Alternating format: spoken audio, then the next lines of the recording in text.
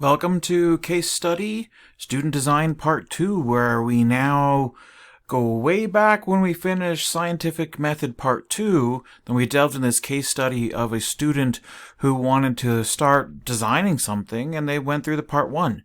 And now that we've added more material in the course, and we have covered Scientific Method Part 3, we're now going to delve into the second half of the design, which includes a little bit of analysis as well.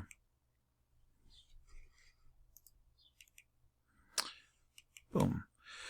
So, the Case 1 study, you can go back to that. That is document 05.2, Student Design Part 1, concentrated on the first part of the scientific method. So dealing with asking a question, doing the background research, constructing a hypothesis, and at the same time they were trying to build up their argument for establishing causality. So they were doing step 1 and step 2, so trying to find association by doing the background research, and step 2 is dealing with the direction of influence, which they found to be more logical in this case. Boom. The second half that we see here is what this case study is going to focus on. So their original, so we'll do a little quick review. Their original question was, how does age affect color preference? And they just wanted to jump into the project and see what they could learn. They know that they don't have the greatest strength of skills, but they believe if they build this kind of artifact and document, they can at least take it to other people, which can help. Then they can help them refine what they're doing, and maybe they'll innovate and learn as they go. So within that question, again, we have to pull out what is the cause and effect we're looking at, and how are these things measurable? And so we can see from this that, well, how does age affect color preference? Well, that's really talking about the cause being age and the effect being their preference. And so getting back into the newer terms, we get that independent variable then becomes age, and your dependent variable becomes their color preference. Doing their background research, they started looking at literature reviews, other documents. They did searches just on Google. They went on the Google Scholar. They looked through Mount Royal's journal papers and articles to do their background research, or start doing a literature review to get a feel of what's going on out there and what can they learn about other people who've done similar projects.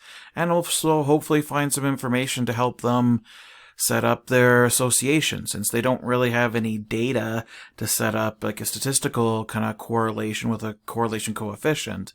And so they're hoping that by referencing the previous studies that show these similarities, they can start building up there is at least an association between age and color at all. Now, the previous observation they made, they did find that some of the previous research showed an association or correlation between age and color preference. They also found that there were many factors that could affect color preference.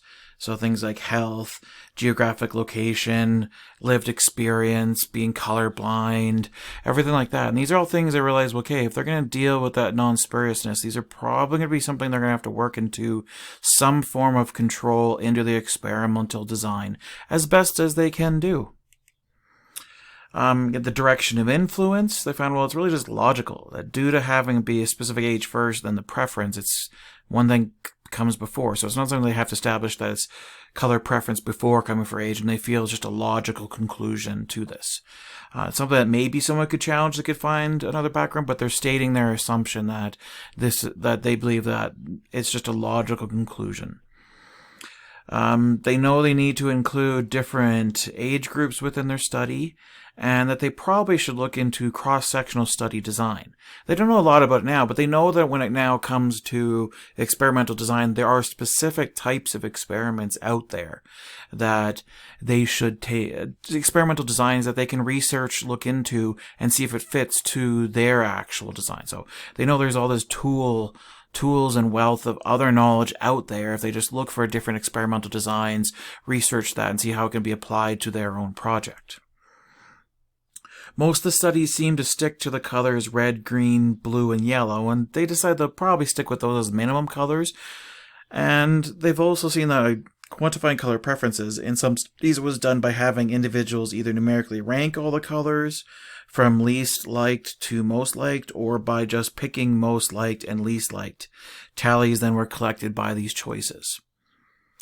And specific names then, because they were really concerned, well, age was measurable. It's something that we can quantify and have a unit of time with it. But how do you then quantify and measure preferences when it comes to colors? And in some of the previous studies, they consistently saw the terms color stimuli or color names. So that previous researchers have done work, and others within the community have picked this up and used the common names between this. And they also found color stimuli being like show them the actual color and see if they like it, versus color names just show them the name without any other color associated with it. So like red, green, blue written on a piece of paper, versus physically having something of red color that they look at. They also learned that with the color stimuli method from choosing, it requires specific equipment and lab setups, because different people and different lightings, red can appear different, or blues. And with people with color blindness, then that can also affect them, that like red and greens look the same for some people. And so they're like, okay, well, they're leaning towards probably color names, and then having some kind of ranking or selection mechanism, because they can quantify it and how they set it up. And at the end, they realized that, well, the original question they had of age preference was too wide. It was too big of a question after doing their research and seeing what's out there.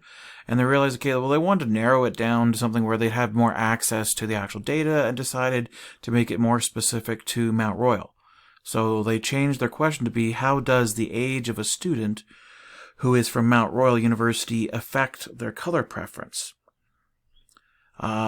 And like they found things at different time in cases, and they added like the prediction that like if I ask a Mount Royal student who is older than 21 their color preference, there will be a good chance that they will have a different color preference compared to someone who is 21 years old or younger. So like they're saying, is there an actual difference when someone's older, and giving a dividing kind of quantifying mark of 21, which hopefully will be backed up coming up. Now, at this point in time, they don't fully feel confident this is the best prediction, but they just want to go forwards, and they're just documenting their steps so far that so someone else can understand their logical argument. You can see the background research they gave before in part 1 and how they came to this conclusion, and if you would give the same or not. And now they continue on from here. So now they're sitting at the phase where, okay, I gotta go into step 3, the non-spuriousness, which includes testing with an experiment. And as we've learned in like scientific method part 3, well, that's going to be part of that experimental design and those steps you need to set up, and dealing with establishing that non-spuriousness to, at the end, make sure that our argument is strong for establishing causality, and that we have empirical evidence to actually analyze to come to our final logical conclusion once we step these up, where each one of these steps becomes our individual premises of our larger deductive reasoning argument, that when we come to the final conclusion, that conclusion is based upon the truth of each premise before this. So that if someone else finds fault in the previous steps, we'll negate this research, but then new work can be done to make it better.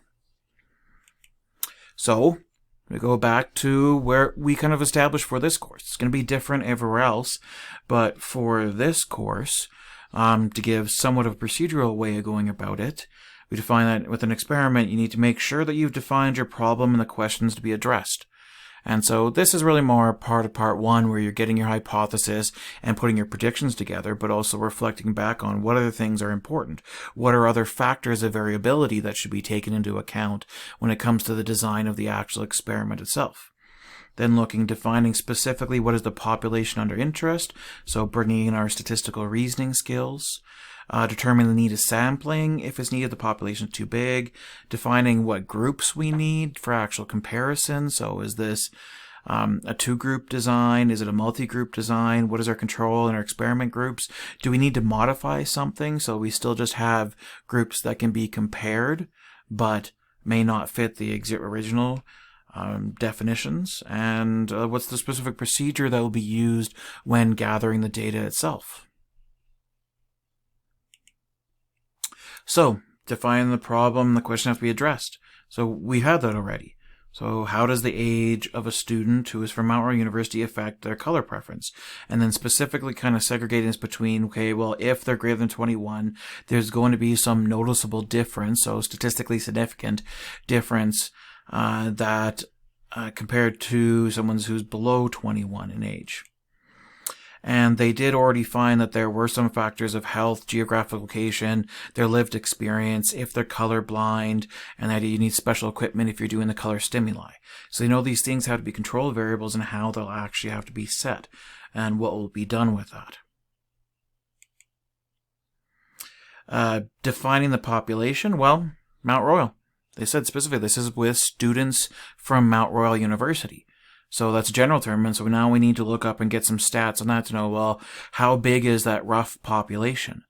And they don't have access to a lot of the stats, but they're able to find some basic ones for the Mount Royal website, which they hope are accurate, and they're for the 2018-2019 school year.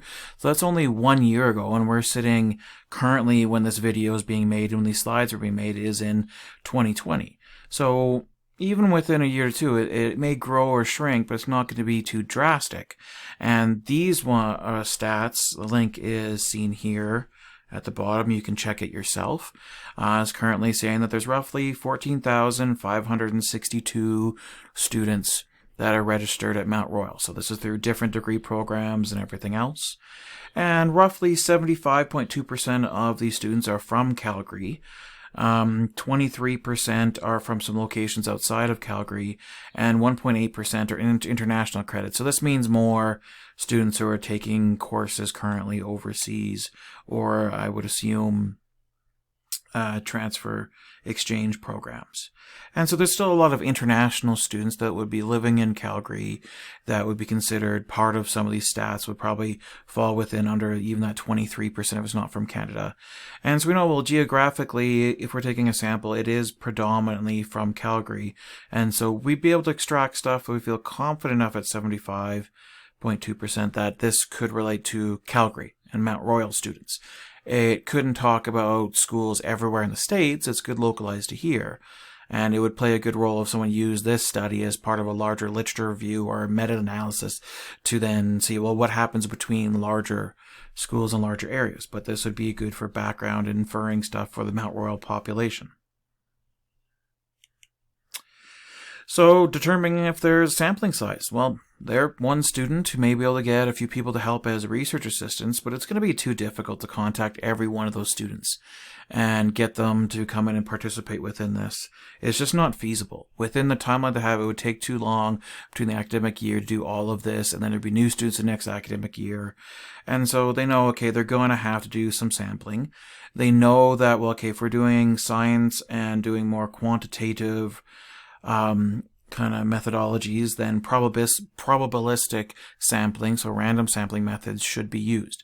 And let's dig deeper down into that. And so first, determining the sample size.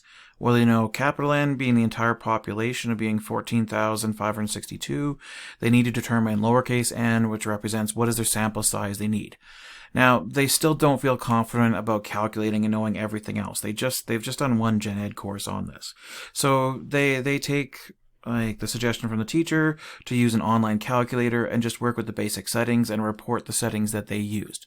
Because someone else may come back and say, hey, this wasn't good enough representing your population, and then they could go and change, see what fits.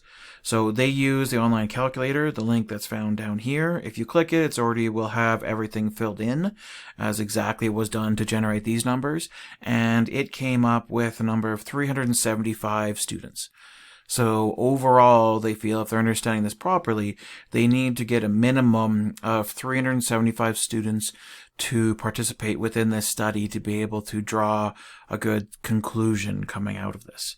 So they're not sure if it's right, but at least they have a sampling size to begin with, and they're stating where they got it from, and they're stating how it was, like where they went to calculate it at least, and then other people can validate and verify that data.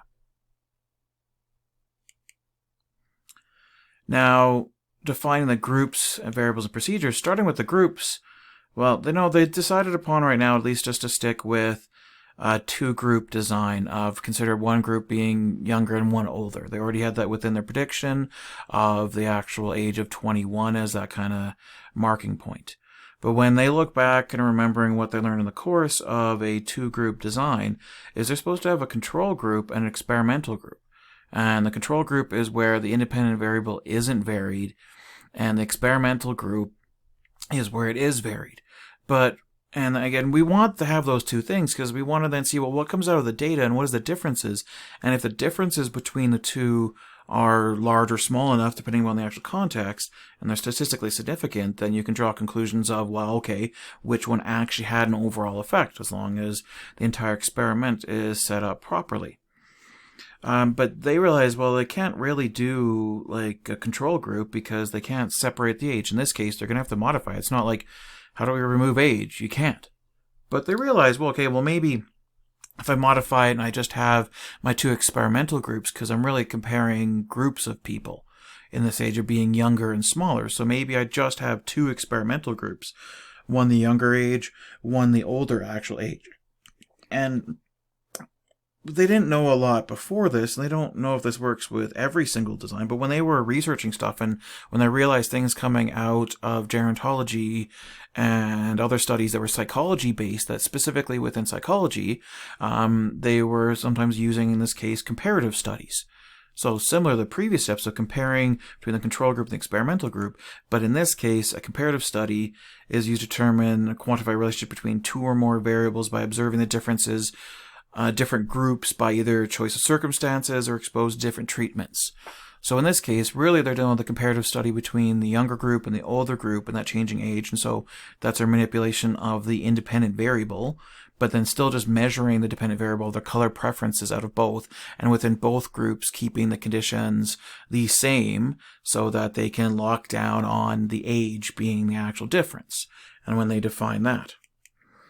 They also then learned about cross-sectional study design, and when they looked into it, it seemed to fit. That their understanding of it said that a cross-sectional research involves using different groups of people who differ in the variable of interest, but share other characteristics such as socioeconomic status, education background, so forth, things that keep them the same. Well, with our study, like the study that they're doing so far, they're looking at Mount Royal students. Now, there's different age groups within there. There may be different socioeconomic statuses, but generally being a student that's coming in and some background, then they have a common characteristics of going to Mount Royal University. But the variable of interest that we're looking at, so the independent variable, is age. Like, how does that age overall affect the actual color preference? And so now we're separating our groups and knowing, okay, well, cross-sectional study design should be important. That's something that they will state in their actual thing. That, okay, cross-sectional design, they'll state why it fits, and the same arguments we're making here. So from this, they decide again to have two groups. So group A will be any student where their age is less than or equal to 21, and group B will be any student greater than 21 years old. And 21 was decided based upon gender and age statistics for university students that they found. And we'll look at the sites here. Slides on the next. We'll see the stats on the next slide. Now, they could not find any specific stats that they could get access to as a student that gave specific to Mount Royal. They would have loved to have had that because it would have given them better ranges, but they at least then were able to find something here in the link, which was from a reputable source, talking about, well, what is the stats in Canada for ages? And when they're looking at it, they can see, well, this is definitely skewed. If they had a box diagram, they could see that this is a positively skewed because, like, you can see that there's a clump between 20 to 24, so kind of clumps, and then that spreads out to the actual positive range. So you can see from here, this would be like the mode, mean, they're going here, and it's skewed out over to here. And so there's still a large proportion of people, if you add this up, and they realize, well, okay, well, I want some marker down here. If I just picked above 24, well, we have way too many people we'd be sampling from in one group versus possibly the others. And so they just kind of felt, well, maybe 21, that they count here, and then a little bit of the age within here. And they agree that they don't know if it's perfect, but they felt, okay, well, 21 could be a good dividing point, that they're not going to oversample from people who consider too young, too high. They know that there may be issues because there could be a lot of people reply that are from this actual group here, so maybe it still biases when it's on the line, but they're hoping that they'll get enough other people joining in on their study from there. So first example of them doing their quantitative, well, another example of them doing their quantitative reasoning and backing it up from the stats, and they would include this in their actual write-up in the end. So based upon the minimal sample size of n equals 375 that they calculated before, they would like there to be at least 187 people in each group. So really this is just taking roughly 375 and dividing it in two, so that we're kind of trying to keep both groups the same size and hoping when we ask for participants that we will get the actual same number of students between both.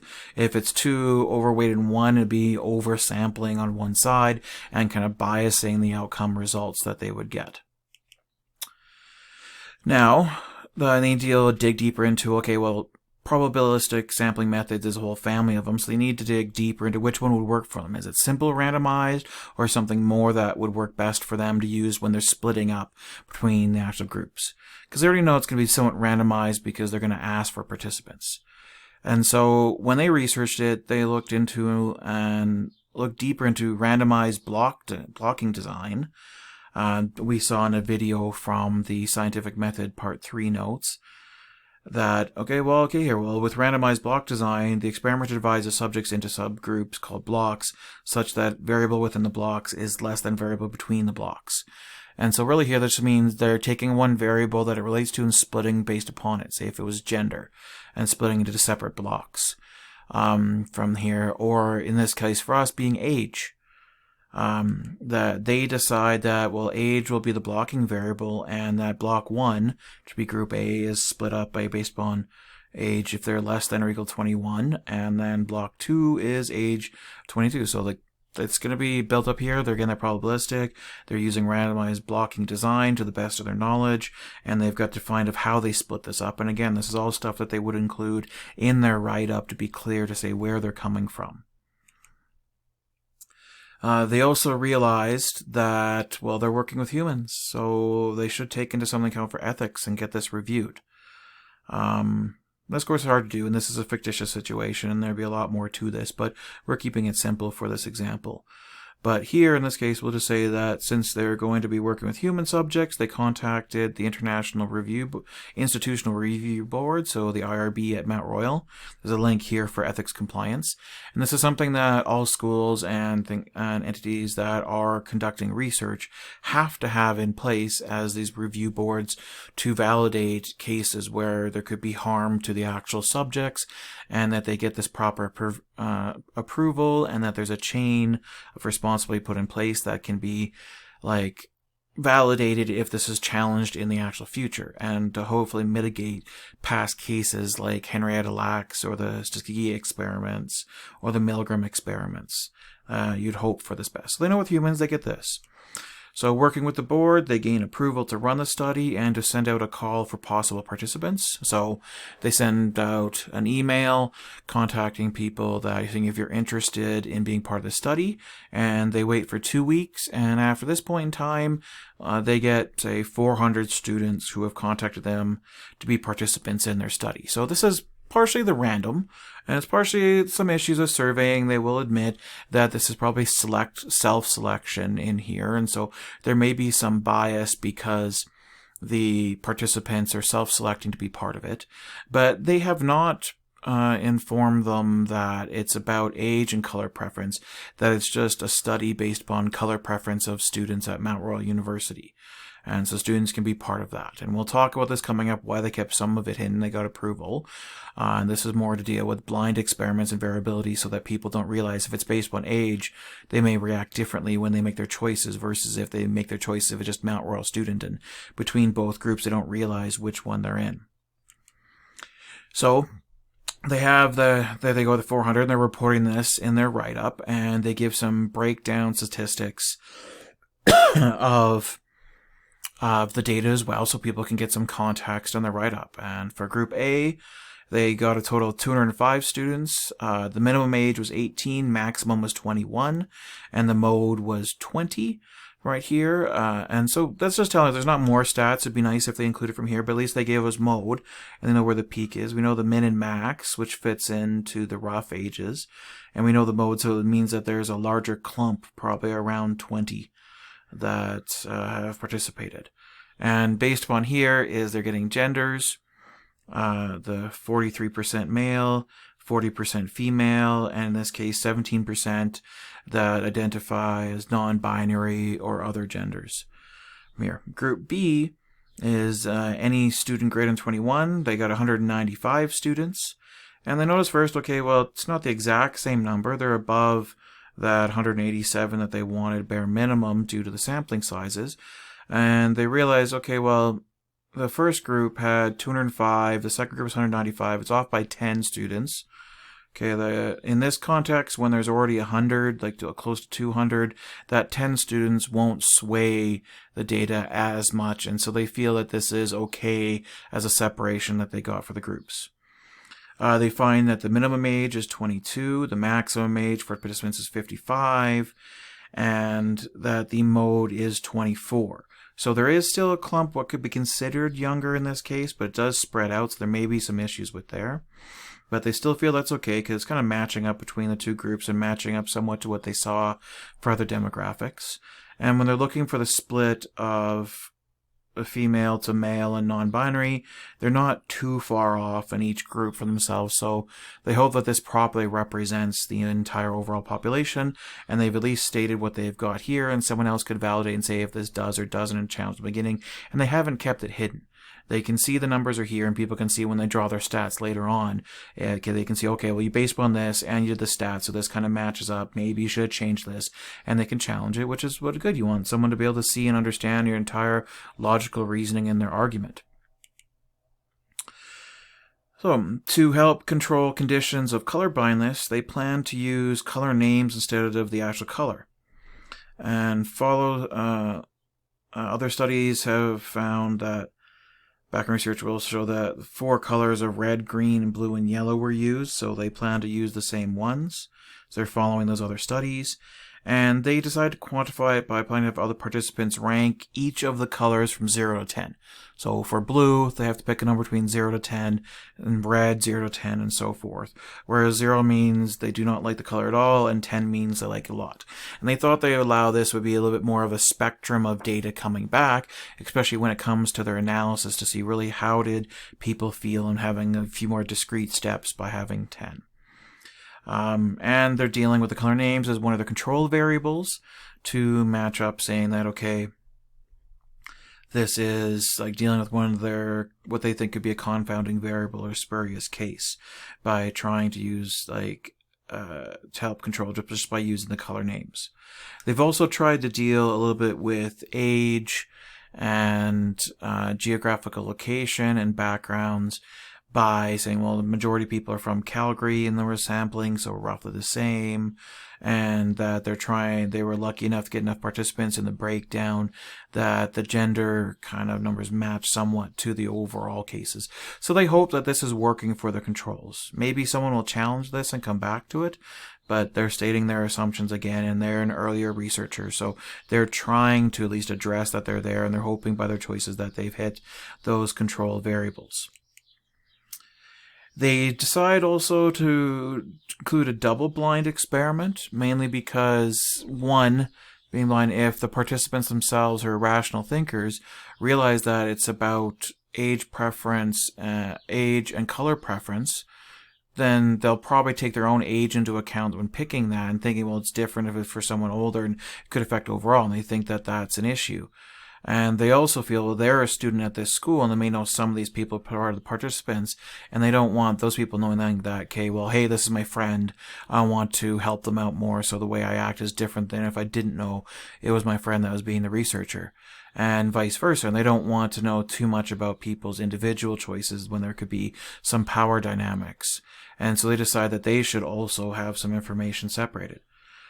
They should be separated from the participants. So the participants will not know about the age split in groups, only that they're being asked to rank the preference in color, and they're from Mount Royal, and the rest of the participants are from Mount Royal. The student will not have direct communication with participants and will only be provided with the final rankings based upon groups, with any names and personal details removed from the data. So research assistants will be hired to collect the actual data, will tally it up, and then will make sure that there's no specifically identifying information from the actual participants that's provided to the actual researcher themselves. They are aware of statistical significance, but they don't know too much exactly, feeling confident about p-values. They don't know how to calculate it, and they're going with kind of what they saw for this GNED course. That's not making people perfect to go into the sciences. Other people will have more experience with it, but they want to play around with it. But they know it's important, so they decide that they will not accept any differences unless there is at least a minimum 10% difference between the preference choices. So they're hoping to see that there's maybe an increase of like one group likes it 10%-ish more if they calculate coming out. They know that this is definitely not perfect, but they just want to at least acknowledge that they're trying to deal with the statistical significance and deal with the way that they were showed for Gen 11.3 for just this basic course, to give the idea and do some quantitative reasoning to validate that there must be a big enough change that's not just by chance. Now, procedure itself, what they felt best so far for the steps is to have each participant will be contacted to schedule a time to meet with a research assistant within a month's time period. Meetings will take place in a private room with only one participant and one research assistant at a time. Each participant will be presented with an 8 by 10 inch white piece of paper that will have the color names red, green, blue, and yellow printed in black ink using Times New Roman font size 20. All these things you're seeing so far are things that they're trying to deal with spurious cases. If there were multiple people within a room, and they all know they're making the choices, it could affect because what they're seeing other people do. So that's why they wanted to have a one-on-one separated within a room. The materials, if they're presented differently, of different colored sheets presented to different people with different size fonts or like different colored inks, could affect. So they wanted to make sure that it's just black ink, that it's one font, and so that everyone is being consistent, because some people like certain fonts versus others, and that could affect their choices. So they keep it size, and even the size of the actual font. The participants are then being asked to rank them. They'll be given at least 5 minutes to make these actual decisions, so they don't spend forever, that they got to make quick decisions coming out of it, and everyone will be given that time. And once the participant leaves the room, the research assistant will record the results into their Group A dataset or Group B, so part of that blocking, based upon the person's age.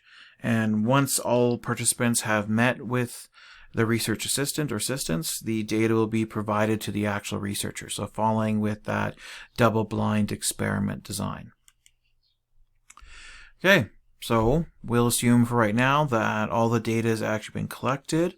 They are now past this one. They believe that what they've done for the design is working okay, and they've documented saying how they've done it, and now they're going into the actual analysis phase and then the results of does it align with their hypothesis or not. And based upon the scientific method part 3 that we've covered, there's these basic steps for drawing and analyze data, just to give an outline for GNED 11.03. It's going to be different from everywhere else, and be aware even for this course, I would accept if you have more background stats, go down making an argument the way you feel comfortable. I just wanted to give somewhat of an algorithm for people to step through. If you weren't sure what to do, you can just go through these steps.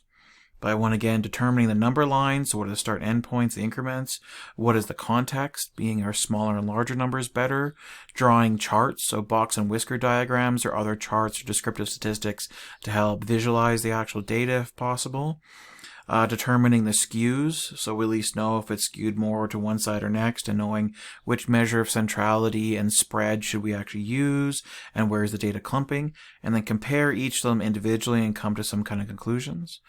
And at the same time, always trying to check and make sure for statistical significance. In this course, we'll just at least try to do what is the difference between the two groups, and looking at each stat and seeing is it large enough difference overall, and then finally coming to accept or reject based upon the data and the argument that they've actually seen. So after running the data, and be aware this is not actual data from right here, this was randomly generated to set up an actual scenario, but we're going to say, because this is still a fictitious kind of case study, that this is the results that they got.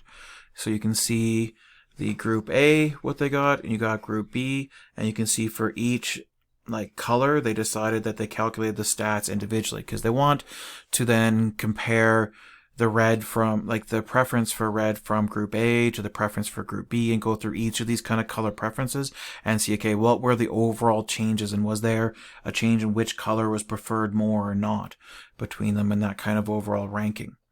And so this is just the straight data. And so to go through the algorithm that was kind of given before, decide, okay, they want to find what's the number line. And so, well, they know the ranking was from 0 to 10. So they're just going to have 0 to 10 again as well. So for each individually. And that they know is for what is the context is, well, lower numbers mean something, in this case, like less preference. So they don't like the color as much. And then higher numbers mean that there is more of an overall preference. They take now with this number line, they take all this previous data here and they decide, okay, well, this will fit with the box and whisker diagram, they feel, and so then they put them all together and they get these charts for each color individually, which allows us, once again, to visualize stuff quickly and see, well, what's going on and where are things clustering. And knowing that we can kind of start seeing where they're spreading and overlapping versus where is the actual skew. And you can see here blue, in this case, indicating group A, so people less than 21, and green is indicating the data from people who are greater than 21 in age. And even quickly looking, but not even just going to quantify, but to get a feel, we can see, well, look here in red. To me, I'd say, well, that's a good chance that, again, that probably people under 21 were not liking red as much as people who were older. Cases, because this is for the median right here, so it's 50% of the data, and okay, up here it's almost up to the next quartile, that's 75% of the data, and that 75% of the data is only overlapping to here, which is that's 25, this is 25, so you're less than 50% is overlapping to that point out of the 75. And so you can just see where they're skewed and what's going on. Now what we need to do is really look at what really is the differences between all of these and each of these colors, and what can we draw for the preferences between each of these colors separately, and then bringing it all together, has there been a difference roughly overall between the overall groups? So they decide now to go and now break down the data a little bit more. So we look here in the red chart and they look at things, well, what's the skew? And they kind of see, okay, well, there is a positive skew. So right skew for the red here somewhat. You can see right here is well, there's probably more of a clump happening here and it's skewed coming out, and it's more the medians. And they find that, well, the green is kind of skewed a little bit, but it's kind of close to a normal distribution. And so they feel, okay, well, they can look at medians or standard deviation, but then they take the stats and they just kind of subtract them all. You get these differences, and this percent here that was calculated is just because, well, this is the difference, and if we're on a scale from 0 to 10, so they just did it as if it was a test, as if you got 4 out of 10, and then calculated the percent from there. And so you can see they got the 40%, just so they could see the numbers and maybe take into account the statistical significance that they were looking for in the way they're doing it, not properly calculating the p-value or the rest of them from here. But they are getting here, this is what's the difference, and okay, they're noticing, well, that's roughly a 40% difference between the two groups in these 20. And okay, well, they're feeling good. The clustering, this seems to be larger down to here. If I separate between all these separate individual numbers, and we can see consistently there is a larger difference within the other group. That, okay, between them, 8 to 10, okay, well, it's larger in one more direction for the green group versus the blue group coming down here. They even look at the spread for the means and the standard deviation, because this one's kind of normal, and they're it's not really overlapping a lot between those ranges, matching up to what we see here. And even this separation, because say even we look at the median. If we look at just the median, well, the median for people under 21 is 4 for liking this color out of 10 versus it's 7 here. So it means, well, 50% of the people from here to here, didn't really like red that much, and it's closer towards this bottom spectrum here being not so preferred, versus up here is 50% liked it really high, and even the 50% that were lower, that comes down here. So even from here, if we go for the quartile 1, that's 25, 25, 25, so 75% of the actual people from the group of age greater than 21 had liked it, from 50% up to 100% kind of liking this. So I would come to the conclusion, they came to the conclusion from this, and they'd probably write it more detail, saying that Group B preferred red more than Group A. Looking at the green, they see something similar. They're saying it's overlapping a lot. Well, they got the maximums here, and they've got this data, and they know, okay, from the quartile 3 to the maximum, that's 25%, so it's 25% of the people within that range, but still, 75%, even here, the medium, 50%. If these are lining up, that the quartile here just goes to the min, that's 25% of the people, the lowest here, whereas where this matches up, the median here, down to the minimum here, that's 50%. So whereas 25% only went to 0, 50% of them liked them less here. And then there's more of a clump here, so even though there's 25, you can still see, well, yeah, it's skewed, there's a clump, but they're not going much higher. The next 25% is only going between 6 to 7 for liking it, and then that next 25% is spread out here. So even with this being the 50% that overlaps here, this is now 75% versus this 50% right here for the people. And that's a large enough case, and we can see within the numbers as well here that, okay, well, it's still matching up, there's large enough. And looking at the skews and even look at the medians, they still feel like the actual same. So they conclude that Group B prefers green more than Group A, and they feel it's still statistically significant enough. Now coming to blue, they look at everything and they're like, this doesn't feel as much of a difference. When they look at the difference between all the numbers, at the mode where it's clumping for people less than 21 kind of liking blue, it's 40%, but everything else is only 10. It's on that margin for what they would say their difference, and they don't really feel the strongness from right here is that a lot of the numbers overlap. It almost seems to be the same. There's not enough of a bigger difference. There's a slight margin by being the mode and everything else that blue likes it a little bit more, but they don't feel it's enough to say that it's statistically significant. So slight margin for Group A preferring blue, but not large enough. So it seems to be a similar preferences between the color, that this is too close for them to conclude that statistically significant in their terms to being any difference within age when it comes to the color blue in that preference. And finally, coming to yellow, they see kind of differences. The same thing here is that it's not as much, but there's still a little bit more of the difference between 20s to 30%, that they can still even see, looking at quarter 1 is okay, well, quarter 1 going all up to the max is again 75%, and that's matching even above, just one step back, where 50% or above only go here. So there's enough that they feel is difference that they could say here, okay, yeah, maybe slightly close, not as best as, say, the first two colors we looked at, but it's better than the third color. And they'd conclude that Group A prefers this, so that younger people prefer it. And so bringing this all together, they see, well, Group B, being the ones that are greater than 21, seem to prefer red and green way more than the younger individuals. And there may be a slight margin. So Group A prefers, so people younger than 21 prefer green. And when it comes to the one that wasn't exactly much of a difference, there was still a slight margin for A. And they feel, well, there was enough difference for the rest of them. And their original prediction was, if I ask an MRU student who is older than 21 their color preference, there will be a good chance that they have a different color preference compared to someone who is 21. And I'm like, well, I'd say this is a good chance. The previous argument backing up individuals and bringing this together, and they would have stayed the differences in what they say for the colors, and it's large enough to say, look, yeah, if it's a good chance that there will be some overlap that they could get the same, but there's going to be more of a chance that the individuals greater than 21 will start saying that they prefer red and green versus the rest of them. Ooh, yeah. I realized I got something wrong there. So it's supposed to be red. That's supposed to be red, green. This bottom one, I apologize. In the video, this will be changed after this point in time. That's supposed to be saying actual yellow. And the same thing on the previous video. So I apologize if that threw you for a loop while I'm doing the video. That should say yellow. That was just a mistake on my part before doing this video.